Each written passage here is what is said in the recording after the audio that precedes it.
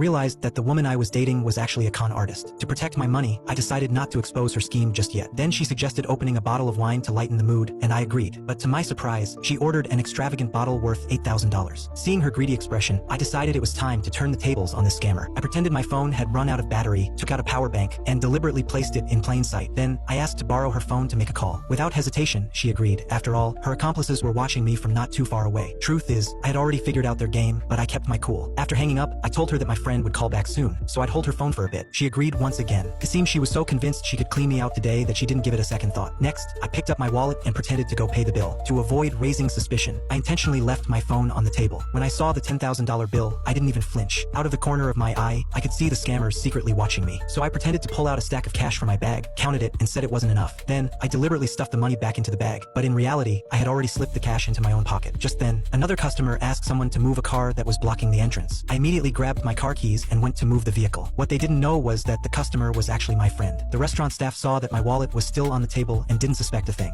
Finally, I got into the passenger seat and made a clean getaway. The scammers, in a panic, opened the wallet I had left behind, only to find that the money inside had been replaced with a stack of blank paper. The woman hurriedly picked up the charging phone, only to find it was just a dummy that couldn't be turned on. In fact, I had switched them during the charging. I hid the real phone and replaced it with a dummy. Ultimately, the scammers ended up getting scammed by me.